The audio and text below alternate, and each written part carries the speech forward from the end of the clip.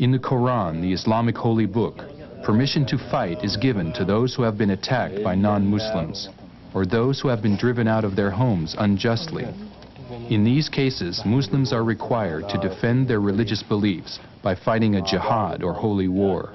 The word mujahideen means those who fight for the faith. The United States opportunistically supported the mujahideen, the jihad in Afghanistan, when that jihad was against the Soviet Union. Billions of dollars of money, billions of dollars of armaments poured into Afghanistan. The CIA agents went all over the Muslim world recruiting people to go to Afghanistan. They recruited in Algeria, they recruited in Egypt, they recruited in Sudan. Volunteers arrived from all over the Muslim world to fight the great jihad against the evil empire. Well, the evil empire was clobbered in Afghanistan, took a beating. But then what? There is an Islamic blowback. The blowback of this Islamism is now towards the West. It is creating problems for Western policies itself. You don't opportunistically encourage, support, aid, consolidate forces that you do not honestly believe are progressive, liable to bring justice, liable to bring peace into a people or a country. By opportunistically supporting them, for the first time in history, you have Islamism as an international phenomenon and as an armed phenomenon. You never had that in Islamic history. You had some group emerging in one country, one place, one region. This pan-Islamic phenomenon of people converging from all over, its a structure was created and provided by the CIA's covert operation and the Pakistani secret services covert operation in Afghanistan. And now everybody complains about it. The New York Times and the television CBS and NBC all talk about the threat of Islamism. But they are the ones who created it. If it's a monster, it's your monster.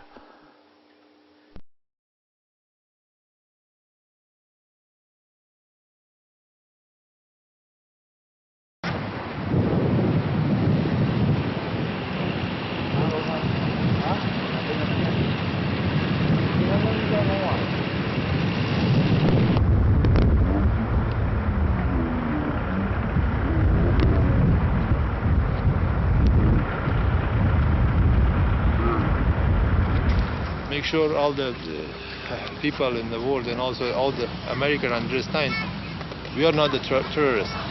We are a very proud nation. We are a very proud people. We do not want to be called as a terrorist. We are not, and we don't support them. If a group get together. Training camps have been set up by the Mujahideen parties to train thousands of new Mujahideen recruits. Brigadier Safi, who was himself trained in the Soviet Union, England, and the US, is in charge of this camp. The training is designed to produce small, highly effective groups of Afghan commandos to carry out destructive missions against Soviet and Afghan government installations.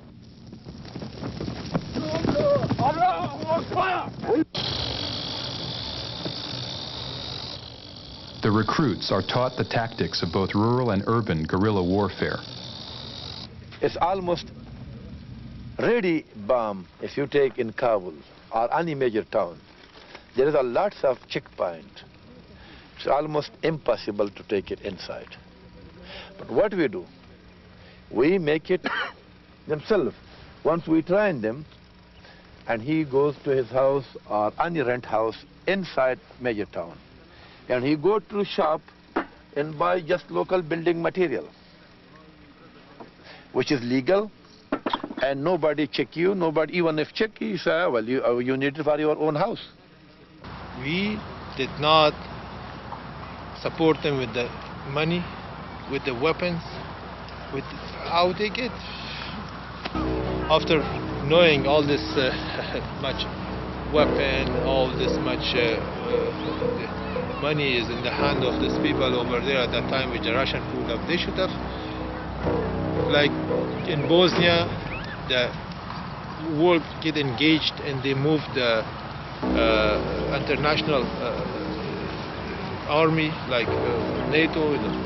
They should have done that in Afghanistan also. They shouldn't let it just say, okay, you guys make a decision. No. They should get engaged there, and they should understand the need of innocent people, Afghans, which they need, what they want, not to just anybody come and say, okay, I do something here, and they do all this damage. The very last part of your question, sir, would it make sense to give selective support from the United States to those elements in the resistance that were more sympathetic to human rights efforts? Is that correct, sir? That was my understanding, Mr. Ambassador.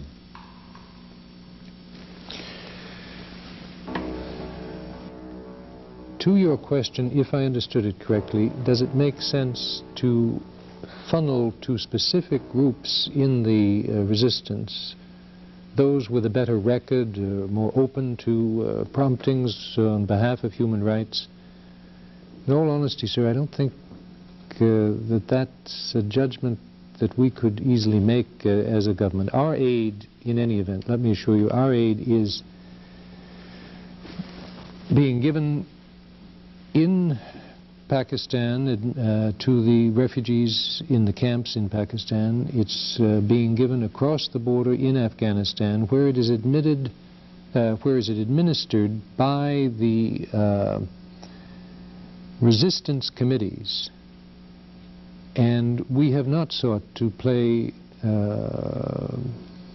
favorites among the 7 parties making up those committees, because for us the all-important goal at the moment is to support the Afghan cause and the resistance leadership, which, as I said in answer to earlier questions, is increasingly working towards a unified policy and a coherent, coordinated action.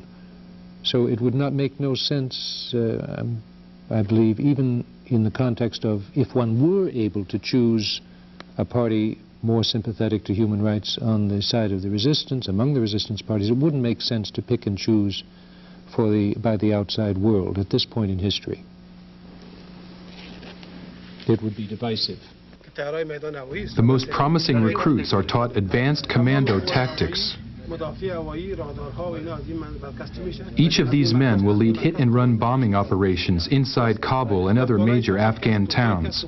They will destroy electric power stations, communication lines, and government supply depots.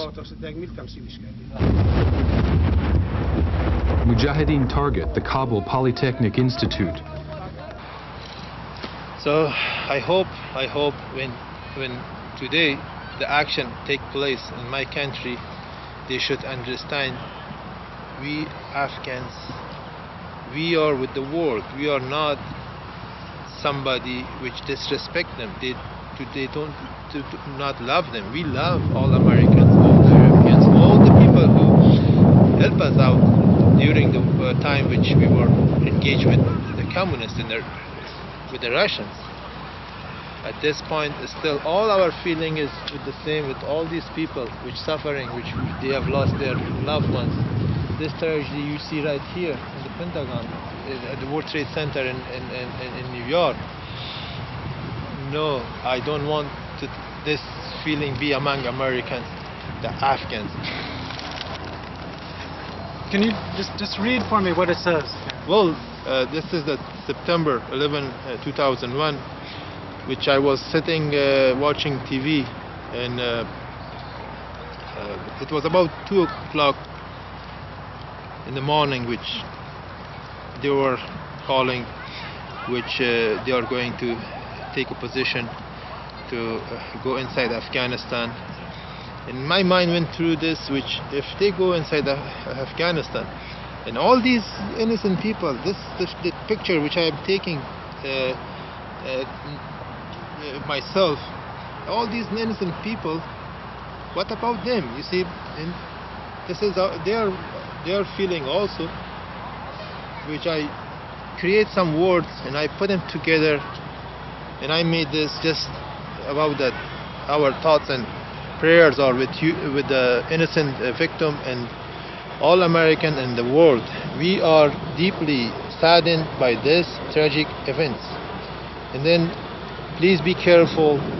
I am not at fault. Please be careful. I hear you are coming. Please be careful. You are coming. Take the evil away. Please be careful. Take him, take them all, and make the world a happy and safe. Please be careful. I do not have a shelter to save me. Please be careful. I do not have food or water. Please be careful. I do not have hospital or medicine. Please turn the light on in our darkness. I need a respectful, lawful government, justice, education, care, and healing for the pain I have been suffering since 1977. Do not simply forget me. Do not let evil play with my life. Please do not leave my life in jeopardy. Please free me, free my country, free from these hateful occupiers. I am an innocent Afghan, and I am a very proud Afghan. My heart is with you, and your pain is mine. God bless America. God bless all innocent people around the world. This is what I have created. This is what I have. All we want to do is just talk to you just for a second. Come on up here with me. What is it?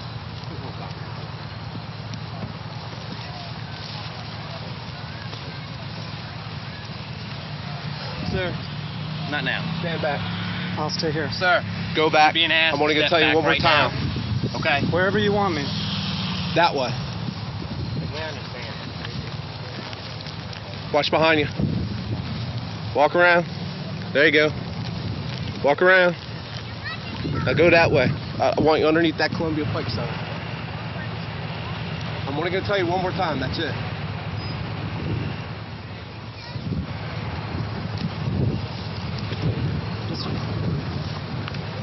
This is the warning.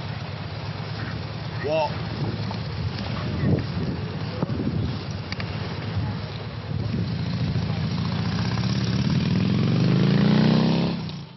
On March 20th, President Reagan honored the brave struggle of the resistance by signing a proclamation designating March 21st as Afghanistan Day. Everywhere agree that there can be no compromise on the goal of Afghan independence.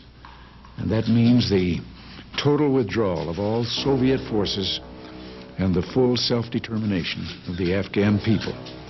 No other settlement will end that war.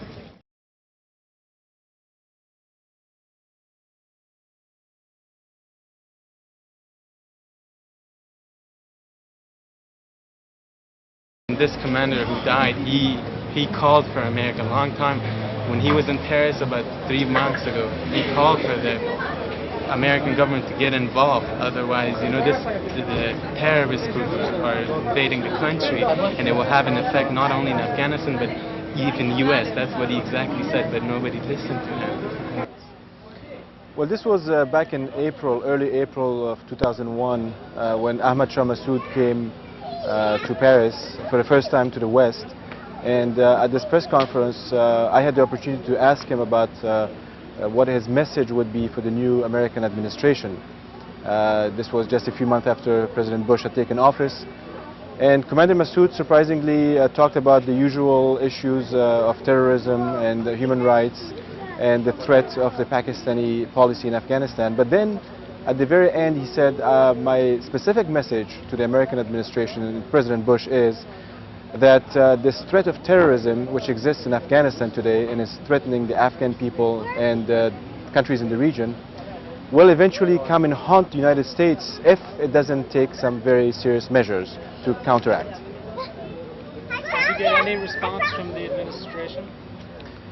The U.S. administration at the time did not have any response. When I came back, I did call the State Department and asked them about whether there was a response to it, and they said, well, we are against terrorism and we are aware of what is going on, but nothing specific.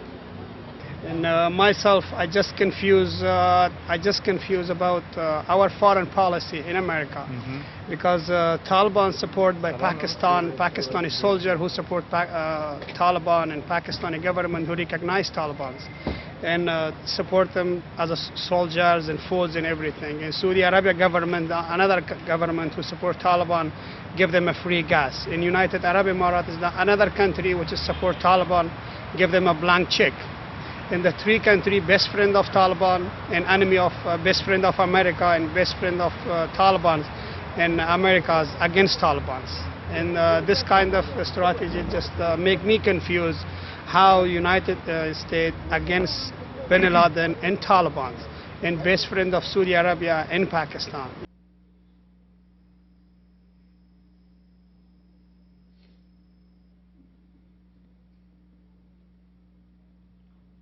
Allahu Akbar.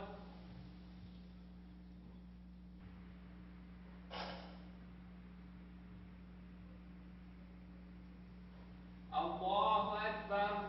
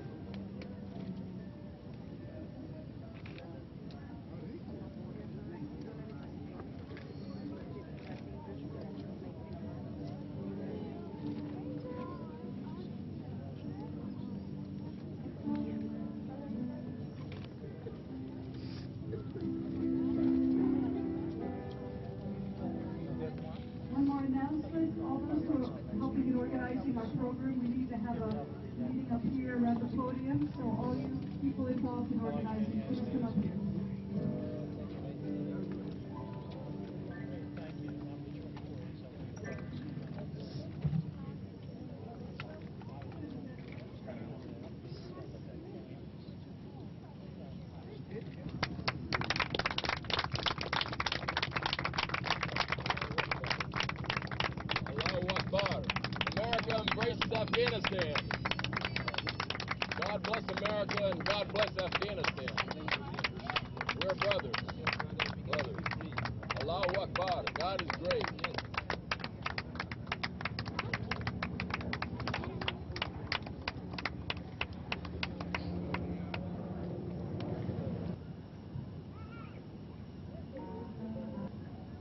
I went to Pakistan in October of 2001, and I just recently went to Afghanistan in November 2002, yes. And I can tell you that in comparison the attitude of people, I could find helplessness now, disappointment. A lot of people were expecting a lot of difference in terms of re-infrastructure, in terms of opportunities for women and men, in terms of employment opportunities. And now people are still hungry, still starving. There are still refugee camps that doesn't have any infrastructure whatsoever, and they're very disappointed and getting very impatient with the lack of infrastructure building or commitment in terms of rebuilding Afghanistan. Well, what's this information that the Bush administration gives that is bringing prosperity and democracy to the countries? Well, listen, no one disputes the fact that rebuilding a country is a process and that it's not a magical trick and that it doesn't happen overnight. But also no one disputes the fact, whoever goes to Afghanistan, that there is very little happening in Afghanistan in terms of development and in terms of infrastructure building. You talk to any non-governmental organization, you even talk to the UN, and everyone complains about the lack of resources that are being provided to Afghanistan, to the rebuilding of Afghanistan. And that is a dangerous thing to do for our own national security. From a nationalistic perspective, we should help Afghanistan much more than what we're doing now.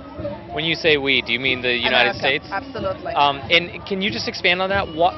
What do you mean that it's in our own national security, to expand on that? Well, if we are promising first in setting up precedents, if we are promising that we go to countries and we help them to rebuild, then we better act on it. Then we better do it, because otherwise everyone is becoming. Other countries would never ever believe us, would never believe that our intentions of helping them rebuild and all of that. So first we have to act on what we promise. That's first. The second thing is, you leave Afghanistan with no infrastructure, with very little resources to rebuild, and you bet people will get frustrated, the warlords will re-emerge again, and the whole trouble that we try to supposedly prevent, it will emerge back. That's economic rebuilding is fundamental in security and peace.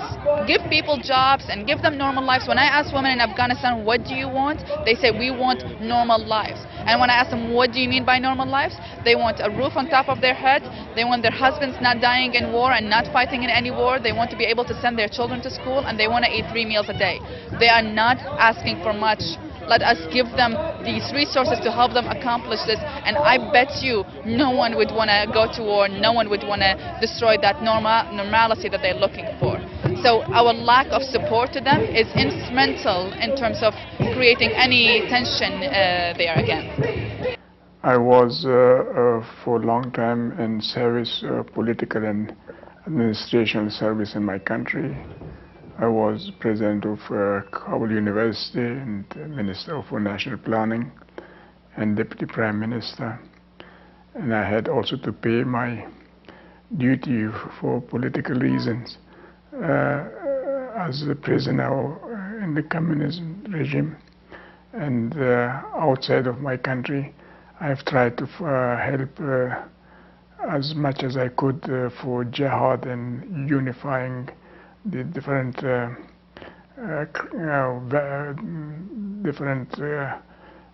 groups of mujahideen without any success. The tragedy of 11th of September created a tremendous pressure on the administration of the United States to do something. To satisfy the public opinion that something has happened. This is perhaps also the aim of the producer of this tragedy. Was this aim to bring the United States administration under pressure to do something which would be not correct. But still, I believe the evaluation of values on base of which the community of United States exists and has been developed requires certain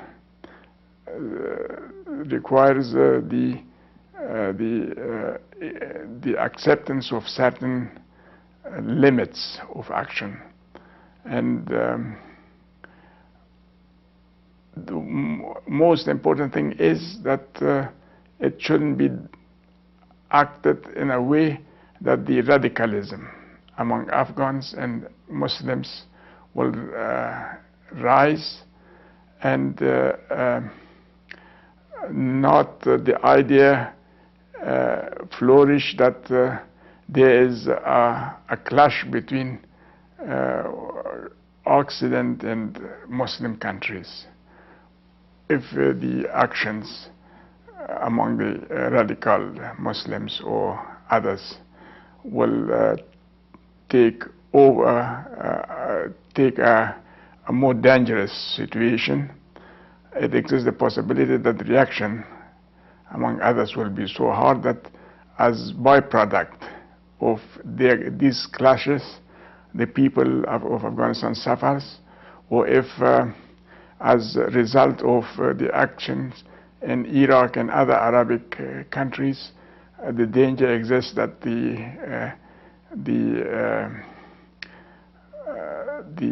existence of certain countries will be endangered.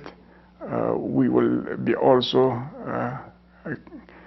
perhaps a matter of this endangerment to lose your existence or a part of our territory to others, or to suffer under a new kind of revolution among the people of Afghanistan. It is necessary to think which common values exist and which common binding exists, and which common binding should be promoted for the future. And after all, the danger which exists from the new technology which leads to warfare and which have as a result the destruction of the harmony of the world, and therefore to find a solution to avoid war in general, to find a solution that the mankind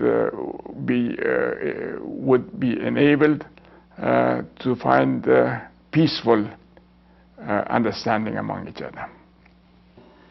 You were imprisoned by the Soviet regime. Yes. You struggled with the Mujahideen to try to bring peace to your country. Yes. You've talked about that process as a jihad. Could you talk about what that means to you? Well, I believe anybody who was lucky to have better position in comparison to many compatriots and to many people who had perhaps more ability than he had, it is the obligation to do something to repay this luck which one had, and if you have the feeling that you have done something, this gives you the satisfaction, and if you have the feeling that you failed to do this, this is also a kind of pain. So therefore, what I did was just fulfillment of the obligation which resulted from the luck which I had in comparison of many of my compatriots in my life. And what is that struggle? Well, it is the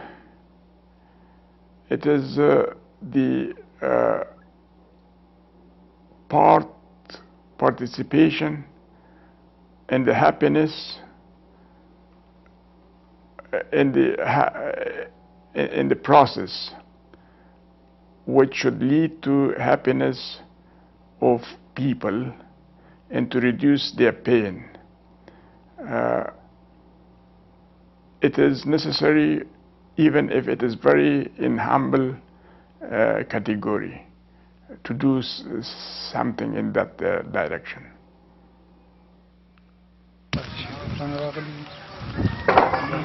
Witness, what do you have to say?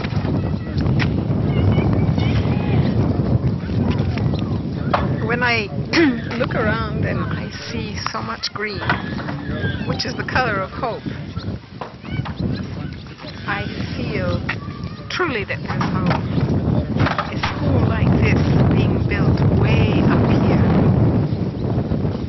20,000 people, they tell me, live here.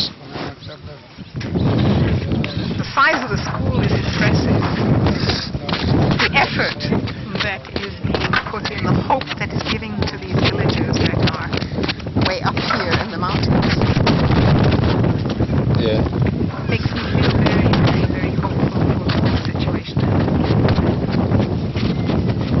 Hope to the people, education, showing them that they're cared for by the outside world, because this is a project that's being paid for by the government of the Japanese. The Swiss are evidently active up here, the Japanese, and I hope that the Americans can put something up here also. Thanks. Thank you very much. I'm Nick, and I'm a teacher here. I'm teaching English for 3 weeks. 3 weeks? Yes. From where? From America. What part? Maryland. It's right by Washington, D.C. You're from Maryland. How was your experience since you came to Afghanistan? I like it a lot. It's a lot different than America. It's hot and yeah, it's a good experience. Good experience. And what is your experience with these children? Well, I'm learning more English actually, and I'm learning how to teach them, and it's really hard to teach them because I'm not used to teaching. I'm used to being taught. I'm used to being a student. I see. But what is the outcome from your point of view? How do you see, since you have come to Afghanistan, how do you see the future in this country? I think that eventually it will turn out okay, and they will be well educated and be successful in the future. If you be questioned sometime in America, and you be in front of President Bush, what would be your thought and word to tell him? What would you say about Afghanistan? Okay, I would tell him that he should come here and see the devastation here, and that he should actually do something about it.